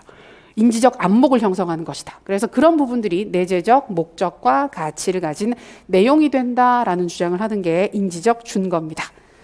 그래서 전인적 교육이어야 하고 훈련이어서는 안 된다. 그러니까 특정한 부분에 대한 지식을 습득하는 것은 교육이 아니다. 내가 이전에 몰랐던 걸 단지 알기만 하면 그건 교육이 아니고 훈련이고 반복해서 연습해서 내가 습득한 훈련일 뿐인 것이고, 특정 지식을 습득했을 때 그것을 통해서 내가 세상을 바라보는 안목이 바뀌어야만, 달라져야만 교육이다라고 얘기를 하는 게 인지적 준거가 됩니다. 우리 시작한 지 1시간도 되지 않았는데 내용이다 보니까 약간 벌써 피곤해 하시는 분들이 있으세요. 첫 시간인데 화이팅! 힘내세요. 날이 좀 따뜻해지면서 좀 몸이 노곤하게 풀리죠. 약은 드시고 계십니까 다들? 비타민 드셔야 됩니다. 비타민. 공부하시는 분들은 비타민 B, 그게 뭐가 됐던 간에 비타민 B 드셔야 돼요. 식사 잘 하시고. 아침 드셨어요? 아침 드셔야 됩니다. 아침은 여러 가지 식이요법들이 있긴 하지만 공부하시는 분들은 아침에 반드시 탄수화물 많이 드시면 졸리니까 적당량의 탄수화물 반드시 드셔야 합니다. 어려운 것 같아요. 적당량이 어려운 것 같아요. 항상. 너무 적거나 너무 많거나. 자, 그래서 이 내용을 구체화한 것이다. 세 번째, 과정적 준거. 가장 쉽죠. 최소한의 학습자의 의식과 자발성. 자, 키워드입니다. 의식과 자발성. 을 전제하고 있어야 하고, 그러한 것들이 결여된 몇 가지 전달 과정은 교육이 아니다 라고 얘기를 하고 있습니다. 그래서 이거는 우리가 보통 쉽게 얘기를 하면 도덕적으로, 나에 보시면 도덕적으로 온당한 방식으로 이루어져야 한다, 도덕적이어야 한다라고 얘기를 하는데, 그 도덕적이라는 것의 의미가 의식과 자발성이 있어야 한다는 거예요. 내가 하고자 하는 생각이 있어야 되고 적극적으로 나서서 자발적인 행동을 해야지, 억지로 시켜서 하는 건 교육이 아니다 라고 하는 것이 여기서 얘기하는 과정적 준거에 해당합니다. 키워드 보이시죠? 규범적 준거 키워드 뭡니까? 내재적, 목적, 가치 추구한다. 인지적 준거는 인지적 안목인데 결국 이 내재적 목적이 내용으로 구체화된 것이다. 과정적 준거, 도덕적으로 온당한 방식으로 가르친다. 뭐가 있어야 된다? 의식과 자발성이 있어야 한다 라는 거 체크해 두시면 되겠습니다. 괜찮으시지요? 그리고 이어서 21페이지 아래쪽에 보시면 옥쇼트 교육의 개념 나옵니다. 옥쇼트 교육의 개념. 피터스와 연관해서 가볍게 확인을 해 두실 수 있습니다. 1월 달에도 슬쩍 보고는 넘어갔는데, 여기가 좋아하시는 분들은, 교육 철학하시는 분들 중에 일부는 굉장히 좋아하는 부분입니다. 옥쇼트가 피터스보다 먼저예요. 그리고 옥쇼트가 피터스한테 영향을 줬어요. 옥쇼트는 유명한 정치 철학자인데 그 철학하시는 분들의 주장에 따르자면 가장 위대한 교육 철학자는 정치 철학을 하는 사람이다. 또는 정치 철학을 하는 사람이야말로 교육 철학에 대한 가장 위대한 아이디어를 제시할 수 있다. 그런 주장을 하시는 분들이 있어요. 그래서 플라톤이 썼었던 그 국가론 있잖아요. 국가론 같은 경우에도 결국 국가를 어떻게 통치해야 되는가에 대한 이론이긴 한데, 거기에서 교육의 개념, 4가지 사주독을 끌어와서 설명을 하거든요. 그래서 사실 이분도 정치 철학을 했는데 세상이 똑바로 서기 위해서는 교육이 제일 중요한 것 같아 라고 해서 교육과 관련된 아티클들을 꽤 쓰셨어요. 그래서 여기서 보시면 교육의 개념으로 문명의 인문으로서의 교육, 많이 봤던 키워드죠. 성년식, 피터스가 얘기했었던 인류문화유산의 인문이 있죠. 같은 개념이에요. 여기서 왔어요. 그다음에 초월 과정으로서의 교육. 이게 무슨 말이냐면 내재적 목적을 추구한다는 거예요. 그래서 이분은 그 학교가 가진 독특한 특성들을 막 이런저런 글들을 통해서 설명을 하는데, 특히 뭐라고 얘기를 하냐면 학교가 되게 실용성, 우리가 살아가는 데 있어서 현실성과 되게 동떨어진 곳이다라는 얘기를 되게 많이 했어요. 근데 지금 우리 맥락에서 이런 얘기를 하면, 그렇지, 그래서 학교가 잘못된 거야. 특히 대학 교육이 비현실적이고 현실과 동떨어져 있는 상아탑과 같은 내용을 가르친다 그러면, 그거 봐, 그렇게 시간과 돈을 많이 썼는데 되게 쓸데없는 것만 가르쳤잖아. 그러니까 취직해서 일하고 돈 벌어서 먹고 사는데 별로 상관이 없어. 이런 얘기를 하는데, 오크쇼트는 그래서 좋다는 주장을 해요. 그래서 우리가 평생 되게 실용적인 목적을 갖고 먹고 사는 일들을 하게 되는데, 학교는 잠깐 그걸 안 해도 된다는 거예요. 약간 떨어져서 우리의 정말 인간으로서의 가치, 내재적 가치를 추구할 수 있는 거의 유일한 곳이 학교이기 때문에 그런 가치가 보존될 필요가 있다라는 얘기를 합니다. 딱 봐도 비판받기 좋겠죠, 이런 얘기들은. 근데 이제 일단 그런 주장들을 해요. 되게 극도로 내재적 가치를 많이 추구하시는 분이에요. 그리고 대화로서의 교육이라고 얘기를 하면서 이제 교사와 학생의 대화, 그다음에 내용과 학생과의 대화, 이렇게 상호작용을 되게 중시하는 모습들을 보이게 됩니다. 그래서 이 부분은 이해해 두시면 될 것 같고, 다음 페이지가 옥쇼트 관련해서 한 번씩 얘기가 되는 부분들인데, 자, 옥쇼트는 그래서 학교에서 가르치는 지식이 무엇으로 구성되어 있느냐? 정보와 판단으로 구성되어 있다라는 주장을 합니다. 정보와 판단. 정보는 지식의 표면에 드러나 있는 부분들, 내용으로 말로 설명할 수 있는 부분들이 정보예요. 그리고 판단은 그 밑에 들어가 있는 부분들입니다. 이걸 보시면 나중에 이거는 그럼 우리가 나중에 공부했던 뭐 잠재적 교육과정 그런 건가? 똑같진 않지만 관련은 돼요. 그런 부분들과 약간 유사한 측면들이 있어요. 그래서 보면 그 사고의 스타일, 마음의 모습들, 그래서 정보의 획득과 전달과 달리 판단은 전수를 하는 건데, 교사가 전수를 한다고 얘기를 합니다. 구체적인 인간인 교사의 존재와 구체적인 모범이 반드시 필요하다라는 주장을 해요. 그래서 오크쇼트의 주장에 따르자면, 선생님이 학교에서 가르치잖아요. 학생들한테 어떤 내용을 가르치면 가르치는 내용 자체는 정보예요. 뭐는 뭐야, A는 뭐야, B는 뭐야, 이렇게 전달하는 내용 자체는 정보인데, 그걸 교사가 전달하는 말하는 방식, 학생들을 대하는 태도, 설명하는 방식, 보여주는 모범적인 모습들, 이 모든 것들에는 판단이 들어가는 거예요. 그러면 옥쇼트 생각에는 정보도 중요하지만 정보보다는 판단이 훨씬 더 중요하다. 그러면서 무슨 얘기를 하느냐면, 내가 살면서 배워야 하는 것들 중에서 가장 중요하고 가치 있는 건 자기가 고등학교, 중학교를 다닐 때 체육 선생님한테 배웠다라는 주장을 해요. 얘기를 하면서 체육 선생님이 어떤 내용을 가르쳐서가 아니라 그 선생님이 서 있었던 모습, 학생들한테 말을 했던 말의 태도, 학생들을 대하는 모습, 그 부분에서 인간으로서 어떤 부분들을 지키고 살아야 하는지 가장 중요한 게 무엇인지를 깨달았고, 그 부분이 교사가 할 수 있는 가장 중요한 일이다라는 얘기를 해요. 그러면서 그 드물게 우리가 서양의 그 교육사 부분을 공부를 해보시면 느끼겠지만, 교사를 되게 중요하게 보지 않습니다. 교사의 역할을 약간 하찮게 봐요. 하찮게 보고 뭔가 배운 사람들이 할 게 없으면 하는 게 교사, 약간 그 느낌이거든요. 근데 동양은 그렇지가 않죠. 동양 문화권에서 보게 되면 가장, 맹자도 보면 우리 인간이, 군자가 가질 수 있는 세 가지 즐거움 중에 하나로 학생을 가르치는 걸 큰 즐거움이라고 설명을 한단 말이에요. 근데 그 정도로 문화가 다른데, 그 서양 문화에서 거의 유일하게 교사가 정말 중요한 역할을 한다. 우리가 인간을 인간답게 만들고 인간을 사회 속의 하나로 만드는 가장 중요한 일을 교사가 한다는 주장을 하는데, 그런 얘기를 하면서 이 얘기를 해요. 그래서 요 관점 자체도 약간 이해를 해두시게 되면, 이거는 약간 1차도 2차인데 2차 쪽에서, 그러니까 우리가 지금 특히 앞에서 교사 역할이 바뀐다 그런 얘기를 되게 많이 했죠. 내용 전달은 우리가 되게 많은 내용의 정확한 정보를 빠르게 전달하는 건 인간이 기계보다 못할 수 있어요. AI보다 못할 수 있어요. 실수를 할 수도 있고 부정확할 수도 있으니까. 그러나 그걸 전달하는 방식에서 학생들을 인간으로 만드는 활동, 인간으로 만드는 가장 중요한 일, 그걸 교사가 해야 된다. 그런 맥락에서는 이런 오크쇼트의 주장도 조금 이해를 해두시면 도움이 될 수 있을 것 같습니다. 그래서 판단이 중요하다, 교사가 보여주는 모범이 중요하다, 그런 얘기를 합니다. 그러면서 많이 나온 얘기가, 요거는 사실 어디서 많이 보시느냐면, 쌤들이 그 교사 되시고 나서 교대원 쪽에 진학을 하시거나 아니면 연수 받으시거나 하시면 가끔 그 연수 과정 중에 옥쇼트를 설명해 주신 철학 하시는 분들이 가끔 있어요. 그러면 현장에 계시던 분들이 가서 옥쇼트 글을 읽으면 뭐 나중에 막 너무 이렇게 감격을 해서 막 약간 눈물이 날 것 같다. 지금까지 한 번도 학생들이 날 무시하고 학부모들이 날 무시하고 그랬던 경험들만 했는데, 읽어보면 인류의 스승이고 인간을 진짜 인간답게 만드는 유일한 일을 할 수 있는 사람이 교사고, 이런 식으로 되게 얘기를 많이 해주거든요. 그래서 너무 좋고, 막 그러면서 제일 마지막에 비유로 나오는 게 오리떼가 비상하는 이유라는 유명한 이야기가 있어요. 오리떼가 날아오르는 이유가 뭘까? 오리가 꽥꽥꽥꽥꽥꽥 해서 말로 설명을 해서 오리떼들이 비상을 하는 게 아니라, 제일 앞에 있는 리더 오리가 먼저 박차고 날아오르기 때문에 뒤에 있는 오리들이 다 같이 따라 올라가서 하늘로 올라간다, 날아갈 수 있다라는 얘기를 하면서, 교사가 바로 그 오리떼 제일 앞에 있는 사람이다 라는 얘기를 해요. 그러니까 현장의 교사분들께서 내가 오리 대장이었어 이러면서 막 되게 기뻐하시고 감동하시고 하시는데, 약간 그런 맥락이라고 이해를 해두시면 좋을 것 같아요. 그래서 교사가 학생들에게 그 전달하는 내용 자체도 중요하지만 학생들을 대하는 태도, 학생들에게 보이는 모범, 그걸 전달하는 방식의 도덕적인 측면들, 이런 부분들이 굉장히 중요하다. 이런 거 얘기할 때 정보와 판단, 그중에서 판단의 중요성 이해해 두시면 되겠습니다. 혹시나 하는 마음으로 지식이 정보와 판단으로 구성되어 있다라는 부분 체크해 두시면 되겠습니다. 자, 그 정도고.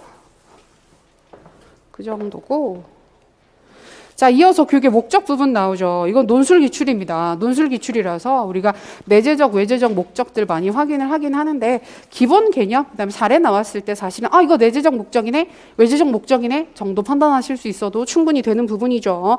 내재적 목적 부분은 교육이 다른 것의 수단이 아닌 교육의 개념 혹은 활동 그 자체가 가지고 있는 목적이다. 개념이나 활동 속에 붙박여 있는 목적이다. 그리고 요거 이전에 1, 2월 달에 문제 풀 때 모의고사 볼 때 한번 봤었을 때 그러면 이거 내재적 목적 추구하면 어떻게 가르치는 게 좋을까? 그러면 5번에 있는 거.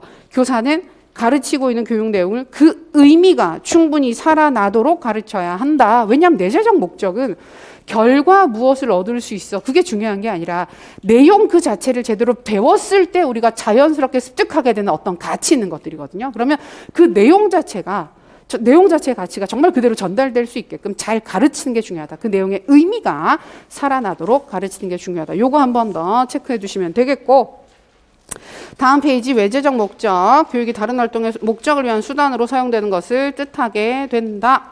그리고 4번 외재적 목적을 추구하는 게 꼭 나쁜 건 아닙니다. 우리가 사회 필요나 요구에 부응하는 인재가 되는 부분들 전부 다 외재적 목적 추구와 관련되니까. 그래서 교사가 이걸 제대로 실현하기 위해서는 사회 변화와 요구에 귀 기울이면서 민감하게 반응할 필요가 있다. 사회적 요구, 필요에 맞는 교육을 제공해 줄 수 있도록 노력을 해야 할 것이다. 자, 둘 중에 뭐가 더 중요하죠? 둘 다 중요합니다. 그리고 교육의 내 외재적 목적 얘기하는 철학책들을 보면 철학이나 기본서들 보게 되면 항상 끝에 결국은 이 둘 중에 무엇이 중요하다는 얘기를 하는 게 아니다. 둘 다 조화롭게 추구되어야 한다라는 얘기들을 마무리할 때 하고 있어요. 그거 한 번 더 체크해 두시면 되겠습니다. 별거 없고요. 24페이지 보시면 교육의 기능 부분을 읽어보시면 되고 복습하실 때 읽어보시고요. 교육학의 발생과 성격 심심할 때 읽어보세요. 하위 영역 다 아시죠? 좋습니다. 자, 그리고 이어서 28페이지 우리가 교육의 여러 유형들, 교육의 여러 종류들입니다. 여기가 사실은 그러니까 막 변화되는 교육의 모습들, 새롭게 언급되는 교육의 영역들 막 다 들어오는 부분이거든요. 다 들어오는 부분이라서 이 중에서 아까 잠깐 말씀드렸던 다문화 교육, 그리고 지금 4차 산업혁명 관련해서 변화되는 사회에서 교사는 어떤 역할을 해야 되느냐 이런 부분들이 연계가 되는 부분이라 사실 그 부분들 때문에 신경 써서 보실 부분이 있어요. 자, 먼저 28페이지 시작 부분을 보면 형식 교육과 비형식 또는 무형식이 있는데 이건 1, 2월 달에도 설명을 드렸었지만 개념이 조금 다르게 쓰여요. 복합적으로. 그러니까 형식 교육은 똑같은데 비형식과 무형식을 설명하는 방식이 학자들마다 달라요. 그래서 제가 굳이 하나만 쓰지 않고 두 가지를 다 보여드렸던 게 예전 객관식 문제 같은 경우에는 두 가지 의미로 사용된 사례들이 다 있습니다. 그래서 이렇게도 설명할 수 있네, 이렇게도 설명할 수 있네, 헷갈릴까 봐 확인을 해두는 거예요. 자, 형식과 비형식으로 구분을 할 때 형식은 자, 특정 이상과 목적에 따라 실현을 위해서 의도하는 바를 계획적이고 지속적으로 일정한 기간 동안 실시하는 교육을 뜻하게 됩니다. 그래서 구체적인 목적을 가지고 그 목적을 달성하기 위해서 계획을 세우고 특정 기간 동안 교육을 실시하는 걸 형식 교육이라고 얘기를 합니다. 대표적인 사례가 학교가 있겠죠. 학교 교육. 그리고 학교 외에 학원 같은 경우에 훈련원, 강습소 이런 쪽에도 분명한 목적과 계획을 갖고 교육이 이루어지기 때문에 형식 교육이라고 볼 수 있습니다. 이렇게 크게 구분할 때는. 비형식 교육은 그렇지 않은 모든 것들이에요.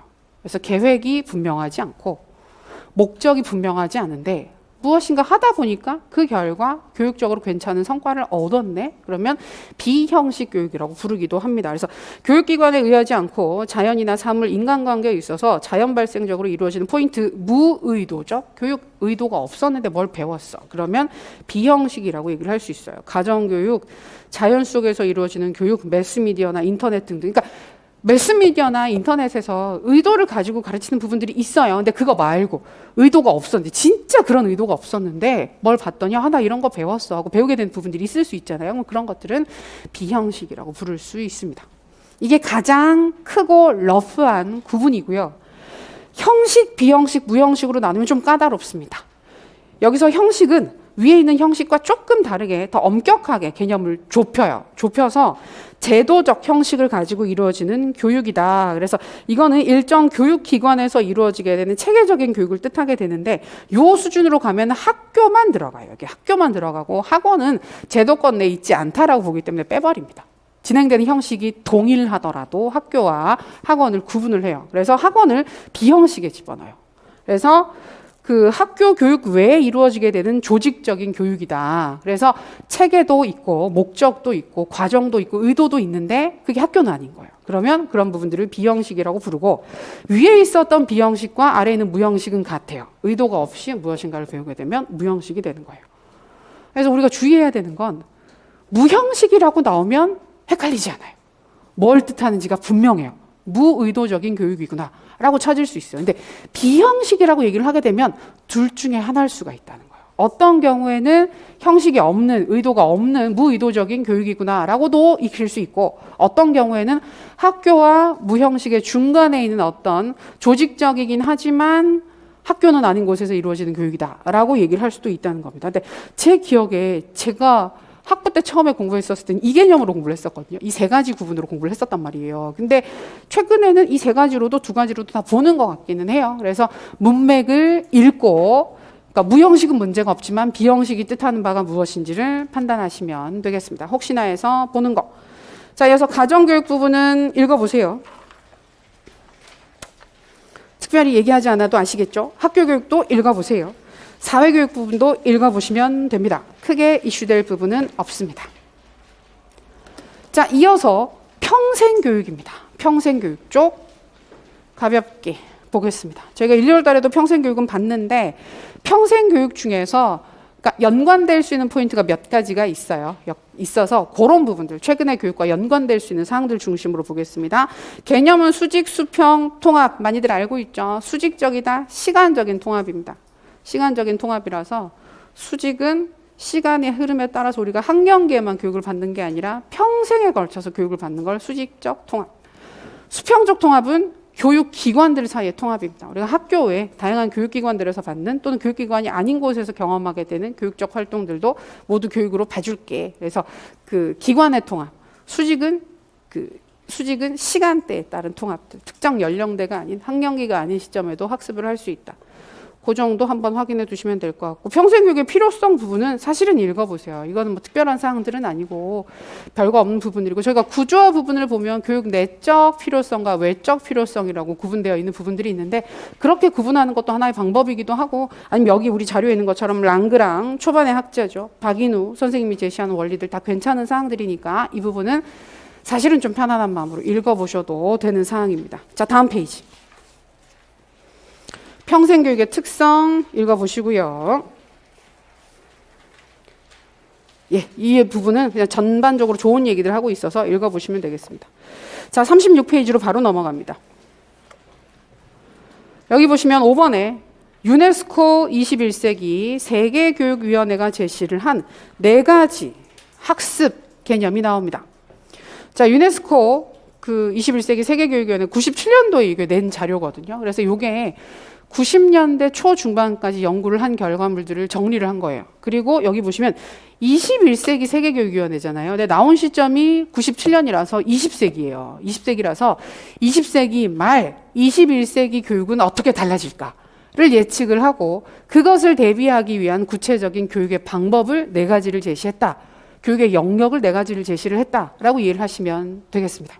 그래서 여기 보면 크게 알기 위한 학습, 행동하기 위한 학습, 존재하기 위한 학습, 함께 살기 위한 학습이라는 얘기를 하는데 요걸 기둥으로 설명을 하기도 해요. 4가지 기둥, 교육을 위한 4가지 기둥이다 라고 얘기를 해서 알기 위한 학습을 위한 기둥 뭐 이렇게 설명하기도 하는데 기둥은 약간 웃기니까 잘 쓰진 않고 이게 원래 건물을 만든다라는 개념이거든요. 그래서 건물을 지탱하기 위해서 4가지 기둥이 필요합니다. 그 맥락에서 4가지를 제시를 했었던 거예요. 근데 요 부분이 사실은 평생학습에서 나온 개념이긴 한데 이 유네스코 교육위원회의 생각에 따르자면 미래에는 학교에서만 학습이 이루어지지 않는다. 21세기가 되면 학교 학습을 넘어서서 평생에 걸친 학습이 일어날 것이기 때문에 미래 교육 자체가 추구하는 방향으로 4가지를 제시를 한 거예요. 그래서 이 4가지 학습의 영역은 꼭 평생학습에 국한된 개념이 아니라 교육 전반에서 우리가 현재 추구할 만한 가치를 가진 네 가지다라고 체크해 두시면 되겠습니다. 첫 번째, 알기 위한 학습. 가장 쉽죠. 지식학습. 그리고 하나 더, 학습하기 위한 학습이라고 해서 학습 방법에 대한 학습이에요. 학습 방법에 대한 학습. 쌤들도 끊임없이 뭔가를 배우죠. 많이 배우시는, 그치? 이런 거 말고. 시험 공부를 위해서 공부하는 거 말고도 평소에 생활하시면서, 그러니까 뭐라 그랬지? 예전에는 안 배웠어도 될 것들을 배우는 것들이 있어요. 새로운 기기들이 되게 빨리빨리 변화되고 있고, 휴대폰 같은 경우에도 새 휴대폰이 나오면 막 배워야 되지 않아요? 그 정도는 아닌가? 같은 OS를 쓰시면 크게 변화되지 않나요? OS를 넘나들면 내가 예를 들어서 안드로이드 체제를 쓰다가 iOS로 넘어가게 되면 배울 게 초반에 되게 많지 않아요? 그 반대는 별로 배울 게 없죠. 그냥 쓰면 되긴 하는데 그래도 있을 수 있어요. 그런 식으로 생활에 나가면서 끊임없이 배워야 될 것들이 확실히 과거에 비해서는 많이 있습니다. 배우지 않으면 안 되는 것들도 많고. 새 키오스크만 봐도 약간 당황스럽지 않아요? 안 당황스러우시겠죠. 다들 잘 아시겠죠. 근데 키오스크 은근히 왜 복잡한 분들 같은 경우에는 분명히 내가 눌렀는데 왜 이게 안 나오는 거지라는 부분들도 있고 해서 되게 배울 게 많아지잖아요. 그래서 여기에서 주장에 따르자면 이제 우리가 학교에서만 배워서는 살 수 없는 시대가 됐기 때문에 그 이후에도 필요한 지식들을 끝없이 공부할 수 있는 학습 방법에 대한 학습이 되게 중요하다. 자, 이거는 최근에도 많이 강조하는 부분이기 때문에 체크해서 기억해 두시고, 행동하기 위한 학습, 배운 지식을 활용하는 거 더하기, 여기 있는 것처럼 우리 실제로 행동을 한다라고 하는 건 여기 보면 learning to do라고 나와 있는데, 이 do라는 개념이 실천한다, 활동한다라는 의미도 있고, 근데 보통 실천이 어떤 영역이냐를 생각하면 배운 지식을 써먹는 데가 어디예요? 직업인 거예요. 직업. 우리가 직업을 갖고 직장에서 일을 하는 상황을 생각을 해보면 혼자 일을 하는 경우가 참 잘 없더라. 미래 사회가 되면 더더욱 팀을 이뤄서 함께 활동을 하게 되더라. 그래서 함께 협력해서 무엇인가를 할 수 있는 방법을 학습해야 된다라는 얘기도 같이 합니다. 행동하기 위한 학습에. 자, 존재하기 위한 학습. 이거는 자아 실현과 관련되는 거예요. 내가 나로서 존재할 수 있는 학습이 필요하다. 이거는 그래서 이런 부분들을 하기 위해서 약간은 내재적 목적을 가진 내용들이나 활동들을 하는 것의 중요성 같이 강조를 하게 됩니다. 그리고 함께 살기 위한 학습은 뭐랑 잘 붙을까요? 우리 이후에 공부하게 되는 다문화, 교육 이런 부분들, 서로 다른 존재들과 평화롭게 공존할 수 있는 방법들을 배워야 한다. 평화롭게 공존하는 거 힘들죠. 다르면 다투기 마련이니까 어렵습니다. 그래서 요 네 가지 명칭 기본 개념 체크해 두시겠습니다. 자, 그리고 평생교육에서 학교는 무슨 역할을 할까요? 그리고 이거 은근히 최근에 많이 얘기를 합니다. 그래서 학교가 좀 개방되어야 한다. 학생들을 위한 공간에서 그쳐서는 안 된다. 지금은 약간 우리가 코로나 때문에 학교가 약간은 보수적으로 변했어요. 그래서 공간을 이렇게 개방하거나 누가 외부에서 누군가가 들어오는 부분들에 대해서 좀 조심스러운 부분들이 있긴 한데, 사실은 방향 자체는 이거 되게 많이 열고 있었습니다. 그래서 학교 학생들을 가르치는 공간이기도 하지만 평생학습 기관으로서 역할도 해야 된다. 다른 모든 연령대 사람들한테도 교육적 경험을 제공할 필요가 있다. 그런 맥락에서 평생교육을 실제로 실천하는 역할을 할 수도 있다. 다른 기관들과 연계해서 학점을 제시할 수도 있다. 그리고 가장 중요한 거, 자기주도 학습 능력을 가르치는 곳이 되어야 한다. 평생학습을 위한 준비 기관이 되어야 한다. 좋습니다. 그리고 학습사회, 평생학습사회 언급이 있죠. 이 부분은 굳이 얘기를 하자면 여기 학습사회 유형표 있죠. 요거 체크해 두시면 돼요. 허친스, 카네기 고등교육위원회, 에드워즈 학습사회, 그리고 에드워즈 안에 있는 일리치. 이상하게 인기 영역입니다. 왜 그런지 모르겠지만 객관식 때 되게 이 영역 자체가 전반적으로 인기 영역이었어요. 자, 허친스 학습사회는 학습사회를 만들어냈던 처음 개념이다. 보시면 자유교양교육을 중심으로 한 학습사회를 추구했다. 자유교양교육, 우리 자유교육, 교양교육 할 때 그 자유교육 뜻하는 것인데, 자유교육은 어떤 가치를 추구합니까? 내재적 가치를 추구합니다. 내재적 목적과 내재적 가치를 추구합니다. 그래서 먹고 사는 것과 약간 상관이 없는 교육을 실천을 함으로써, 또는 그런 교육들이 내가 필요할 때 어디서든지 받을 수 있는 사회가 되면 그게 바로 학습사회다라는 이상적인 주장을 했습니다. 여긴 가볍게 봐주시면 되겠고, 근데 그것과 다르게 카네기 고등교육위원회 같은 경우에는 노동과 교육, 봉사라고 해서 노동, 교육, 봉사를 필요에 따라서 자유롭게 선택할 수 있는 사회가 되면 그 사회가 학습사회다. 쌤들이 공부를 하시다가 졸업을 하고 직업을 갖게 됐어요. 학교에서 교사로서 직업을 갖게 됐습니다. 시험을 봐서. 그래서 근무하시다가 나 다시 공부하고 싶어. 분명히 현장에 가시면 공부하고 싶으실 거예요. 이게 되게 큰 특성이에요. 직장 다니는 분들이 제일 하고 싶은 게 공부다. 공부하신 분들 제일 하고 싶은 건 직업을 얻고 싶다. 그래서 서로 되게 약간 그런 가치를 가진단 말이에요. 그러니까 약간 그런 현상을 실제로 반영을 한 거예요. 그래서 일을 하다가 배우고 싶다라고 하는 건 내가 일을 할 때 좀 더 잘하기 위해서 전문성을 개발하기 위해서 교육의 필요성을 스스로 느끼는 거거든요. 그럼 사실은 그 이전에 막 가르치던 때보다 스스로 필요를 느꼈을 때 공부 훨씬 더 잘 돼요. 그러면 그때 다시 돌아가서 공부를 하게 해주는 거예요. 공부하시다가 학교에서 학생들 가르치다가 2년만 공부했으면 좋겠어. 대학원에 가서 열심히 공부를 하다가 다시 돌아와서 학생들 가르치고, 그다음에 나는 교육 봉사도 하고 싶어. 봉사활동을 하면서 외국에 있는 뭐 또 힘든 열악한 환경에 있는 학생들 가르치고 싶어. 봉사활동도 하러 가요.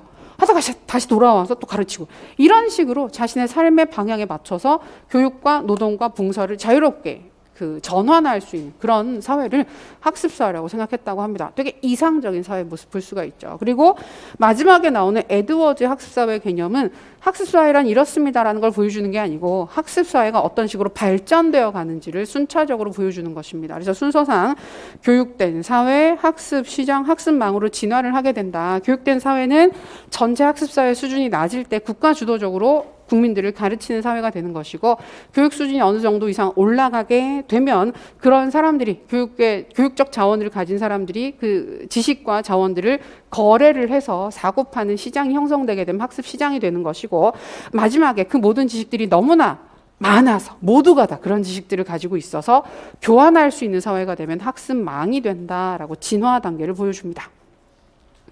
마지막에는 일리치 학습망은 우리 일리치 이전에 교육 사회학 할 때도 공부했고 여기저기서 보셨지만 뭐였었죠? 일리치는 급진적 저항 이론가입니다. 급진적 저항 이론가라서 학교 교육에 대한 매우 부정적인 태도를 가지고 있었습니다. 그래서 어떤 책을 썼습니까? 탈학교 사회, 학교 없는 사회라고 하는 책을 쓰면서 학교 폐지론을 주장을 한 거예요. 학교 없애자. 학교에서 가르치는 거 좋은 거 하나도 없다. 내가 아무리 생각해도 좋은 게 하나도 없더라.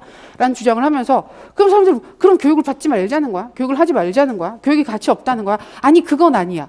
교육은 굉장히 중요하고 가치 있는 일인데 학교에서 이루어지는 교육이 쓸모없다는 얘기야. 그러면 그 학교 교육을 대체할 수 있는 방법이 필요하겠죠. 그게 일리치가 제시를 한 학습망, 러닝 웹 또는 러닝 네트워크라는 개념이 되는 것입니다.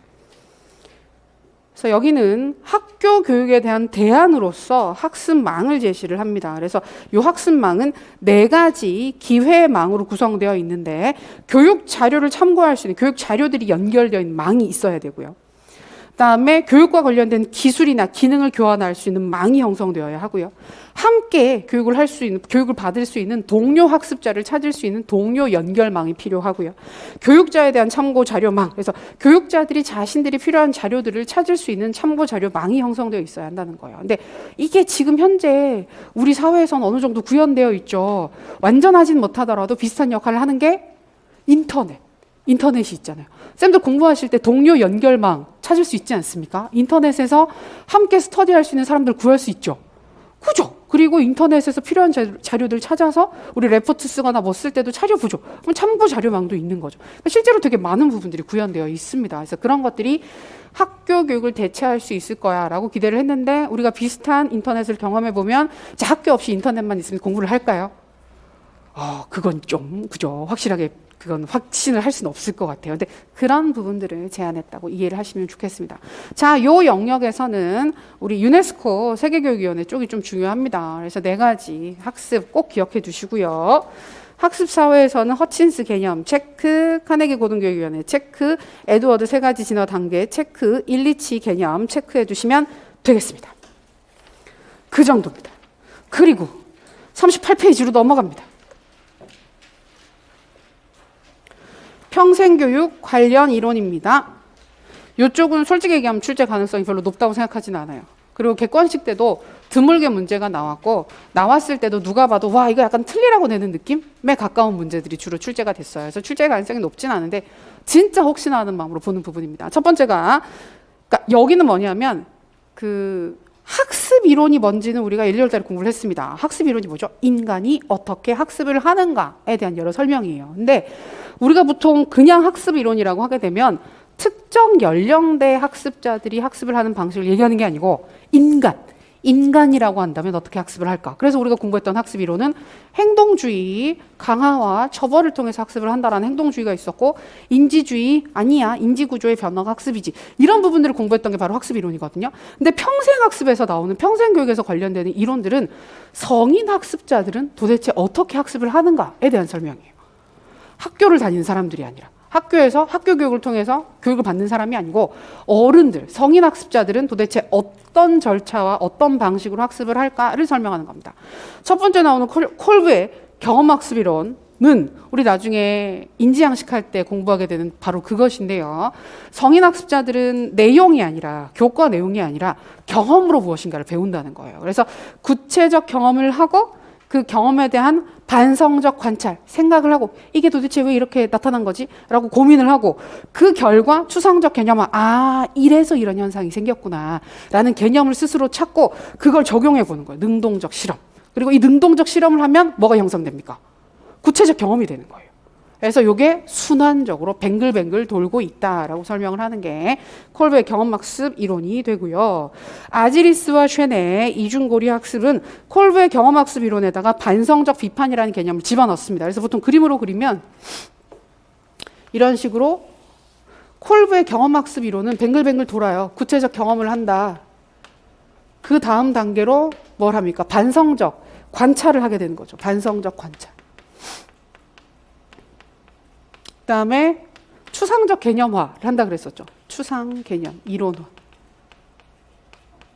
그러고 나면 이게 실제로 그러는지 능동적 실험을 해본단 말이에요. 능동 실험. 이런 식으로 요게 경험에 대해서 관찰을 하고 관찰에 대한 결과로서 추상적 개념을 형성하고 그걸 실천해보는 실험을 하고 이것이 경험으로 이어지고 뱅글뱅글 돈다라고 설명을 하는데 여기에다가 고리, 이중고리잖아요. 고리를 한 개 더 집어넣어요. 고리를 하나 더 붙여가지고 자, 이건 반성적 비판이야. 글씨가.